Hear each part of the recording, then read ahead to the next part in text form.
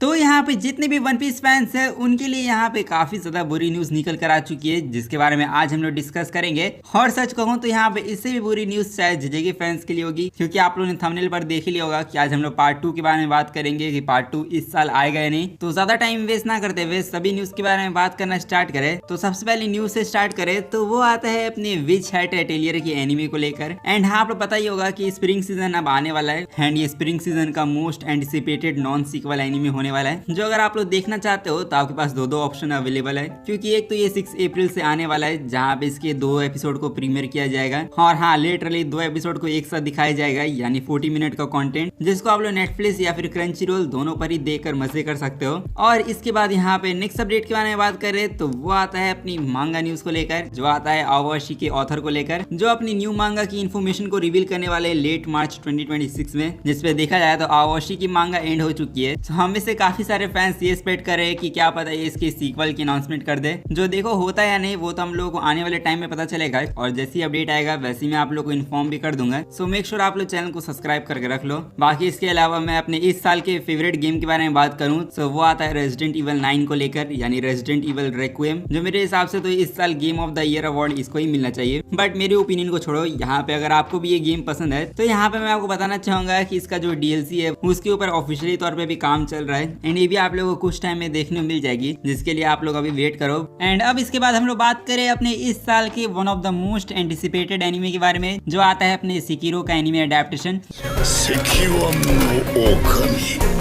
जो यहाँ अपने गेम का एनिमे अडेप्टेशन होने वाला है, जिसका न्यू ट्रेलर यहाँ पे क्रंचीरोल वालों ने फाइनली ड्रॉप कर दिया है। जहाँ पे अगर आप लोगों ने इसका ट्रेलर नहीं देखा है तो जाके चेकआउट करो, बिकॉज इसका ट्रेलर अगर आप लोग देखोगे तो आपको इसकी एनिमेशन कुछ ज्यादा यूनिक लगेगी। एंड मेरे हिसाब से इसकी एनिमेशन कुछ ज्यादा क्रिस्पी लग रही है देखने में। जो हाँ, मैं होप करूंगा कि जो एनिमेशन क्वालिटी हमें देखने मिल रही है ट्रेलर के अंदर, उसको वो लोग पूरी एनिमे सीरीज के अंदर ही मेंटेन रखे। बट एनीवेज, इसके ट्रेलर को देखने बाद मैं तो काफी ज्यादा खुश हो चुका हूँ। और हालांकि इस एनिमे की रिलीज डेट अभी तक नहीं बताई गई है, क्योंकि यहाँ पे ये 2026 में आने वाला है, बट कब आएगा वो किसी को पता नहीं है। अब वैसे इस साल इस एनिमे को जापान के थिएटर में भी रिलीज किया जाने वाला है, जिस पर यहाँ पे जापान के लोग तो काफी ज्यादा लकी है। बट आप लोग इस एनिमे को देखने के लिए एक्साइटेड हो या नहीं वो आप लोग कमेंट में जाके बता सकते हो। बाकी इसके बाद अब हम लोग बात करें एक ऐसे एनिमे के बारे में जिसको देखकर लगता है कि अब ये एक रेज बेट बन चुका है, क्योंकि बहुत सारे लोग चाहते हैं कि इस एनिमे को डिजिटल रिलीज मिले, बट इसको डिजिटली रिलीज किया ही नहीं जाता है। और जब देखो इस एनिमे को थिएटर में ही रिलीज कर दिया जाता है, जिस पर आप लोग समझ गए होंगे कि मैं यहाँ पे डीमन स्लेयर के बारे में बात कर रहा हूँ। और हाँ, डीमन स्लेयर इन्फिनिटी कैसल की मूवी तो आप लोग याद ही होगी, जिसका पार्ट 1 बहुत सारे लोगों ने देख लिया, एंड बहुत सारे लोग वापस से इसको OTT पर देखना चाहते हैं। जिस पर यहाँ पे लोगों का सवाल है कि OTT रिलीज डेट क्या है। सो अनफॉर्चुनेटली OTT की जो रिलीज डेट है उसको तो नहीं रिवील किया गया है, बट हाँ, ये जो सिनेमा वाली मिल्किंग हो रही है डीमन स्लेयर की, वो यहाँ पे एंड होने वाली है। जहाँ पे जापान के अंदर इस फिल्म का जो रन है वो यहाँ पे ऑफिशियली तौर पे 9 अप्रैल के दिन एंड हो जाएगा। जहाँ पे लोग एक्सपेक्ट कर रहे हैं कि जापान में जब 9 अप्रैल के दिन इसका एंड होगा, तब यहाँ पे फाइनली जाकर ये लोग इसको OTT रिलीज देंगे या फिर इसके ब्लू-रे DVD को रिलीज करेंगे। जो भी करे यहाँ पे बस रिलीज करे डिजिटल, जिस पर हाँ 9 अप्रैल के बाद अगर हम लोग को ये मूवी डिजिटल देखने को मिल जाती है तो यहाँ पे काफी ज्यादा अच्छी बात होगी। नहीं तो क्या पता इसके लिए भी हम लोग को 1 साल और वेट करना पड़े। बट एनीवेज, इससे भी ज्यादा एक बुरी न्यूज के बारे में बात करें तो वो आता है the detective is already dead के फैंस के लिए। क्योंकि अगर आप लोग भी इस एनिमे के सीजन 2 का वेट कर रहे हो तो मैंने आपको बताया था कि जो इसका सीजन 2 है वो ऑफिशियली तौर पे जुलाई में रिलीज होने वाला था। बट अब ये इंतजार आपका 3 महीनों से हट के 6 महीनों का हो चुका है, क्योंकि the detective is already dead का जो सीजन 2 है उसको यहाँ पे ऑफिशियली तौर पे डिले किया जा चुका है प्रोडक्शन इश्यूज की वजह से। जहाँ पे पहले इसका सीजन 2 आप लोग को जुलाई में देखने मिलने वाला था, बट अब इसको अक्टूबर 2026 के लिए पुश कर दिया गया है, जिसपे हाँ यहाँ पे इस एनिमे को डिले कर दिया गया है, जो काफी ज्यादा अफसोस की बात है। बट अगली सैड न्यूज के बारे में बात करें तो वो आता है अपने वन पीस को लेकर, जिसपे देखा जाए तो वन पीस एनिमे काफी सारे लोगों का फेवरेट है। एंड यहाँ पे वन पीस एनिमे के अंदर लोगों के यहाँ पे अगर टॉप फेवरेट कैरेक्टर के बारे में बात करें तो उसमें लूफी होता ही है। एंड स्पेशली लूफी की जो जैपनीज वॉइस है वो यहाँ पे इतनी ज्यादा आइकॉनिक बन चुकी है कि उसकी जगह यहाँ पे हम लोग कोई दूसरी वॉइस को सुनना पसंद नहीं करेंगे। बट यहाँ पे जो लूफी की वॉइस एक्ट्रेस है जिनका नाम है मयूमी तनाका, तो वो जापान के 20th CU अवार्ड्स के अंदर the best supporting voice actress का अवार्ड जीत चुकी है। जहाँ पे इन्होंने डांस डांस के अंदर टर्बो ग्रैनी को जो वॉइस दी है उसके लिए इनको ये अवार्ड मिला है। जहाँ पे इस अवार्ड के मिलने के बाद इन्होंने एक ऐसा स्पीच दिया जिसको सुनने के बाद काफी सारे फैंस का दिल टूट गया, क्योंकि उन्होंने बोला है कि उन्हें ऐसा नहीं लगता है कि वो माको सान जितनी लंबी जिंदगी जी पाएंगी। एंड यहाँ पे माको सान का मतलब है मसाको नोजावा, जो अपने गोकू की वॉइस एक्ट्रेस है। तो उन्होंने कहा कि वो शायद ही माको सान जितनी टाइम तक जिंदा रहे, बट फिर भी आने वाले 10 सालों तक ये अपना बेस्ट देंगे। जिसपे देखा जाए तो ये एक्चुअली में काफी ज्यादा सैड न्यूज है, क्योंकि यहाँ पे ये लूफी की आइकॉनिक वॉइस है और अगर इनको कुछ हो जाता है तब यहाँ पे जो लूफी की पूरी वाइब है वो ही यहाँ पे खत्म हो जाएगी। जिसमें मैं तो प्रे करूंगा कि ये अभी 100 सालों तक जिए, क्योंकि यहाँ पे मैं इनके लेजेंडरी वॉइस को खोना नहीं चाहता हूँ। और इसी को लेकर मैं आपको क्लियर कर देता हूँ कि वन पीस रीमेक जो अभी आने वाला है उसके अंदर भी लूफी को यही वॉइस दे रही है। जो देखा जाए तो इतनी ज्यादा एज होने के बावजूद भी ये काफी ज्यादा काम करती है, जिस पर इनके हार्डवर्क के लिए दिल से सैल्यूट है। बाकी यहाँ पे वन पीस को मेंशन कर ही चुके हैं, तो यहाँ पे वन पीस एनिमे के अंदर भी इतने सालों से जो फॉरशैडोइंग चल रही थी एल्बा आर्क की, वो आर्क एनिमे के अंदर ऑफिशियली तौर पे अब 3 हफ्तों के अंदर स्टार्ट होने वाला है। जहाँ पे अगर आप लोग इस आर्क के बारे में कोई आइडिया नहीं है तो मैं आपको बताना चाहूंगा कि टाइम स्किप के बाद ये one of the most GOATed arc है वन पीस का, जिसका अब यहाँ पे जो न्यू ट्रेलर होने वाला है वो 28 मार्च के दिन रिवील होगा, जिसको देखने के लिए आप लोग एक्साइटेड हो सकते हो।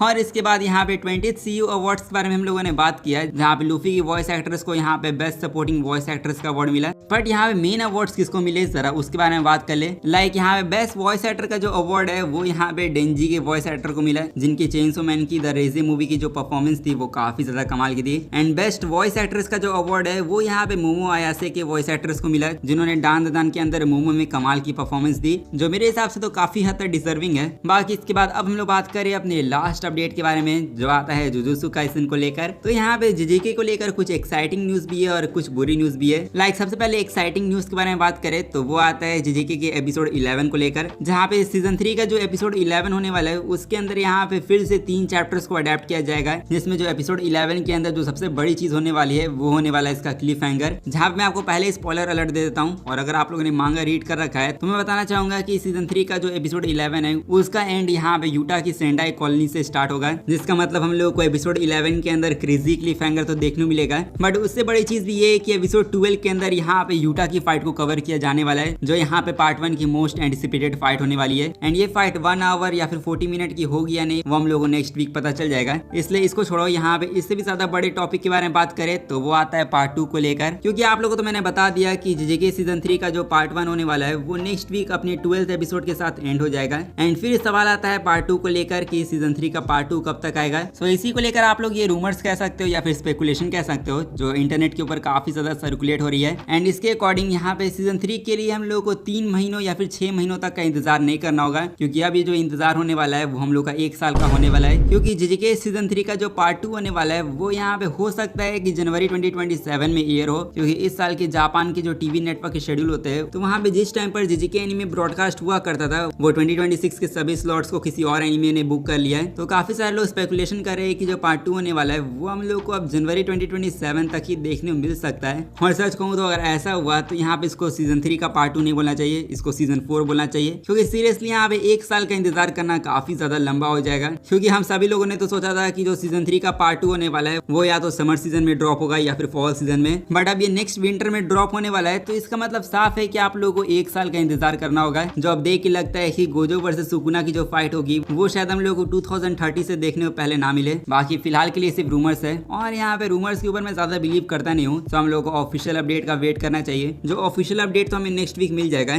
इसलिए तब तक आप लोग अपना ओपिनियन शेयर करो इस अपडेट को लेकर। बाकी आज की इस वीडियो को हम लोग यहीं पर एंड करते हैं। तो अगर आप लोगों के लिए वीडियो हेल्पफुल रहा है तो जाके इस वीडियो को लाइक कर दो, एंड चैनल को सब्सक्राइब नहीं किया तो सब्सक्राइब भी कर देना। बाकी मैं मिलूंगा आप लोगों से नेक्स्ट वीडियो में, तब तक के लिए सायोनारा एंड पीस आउट।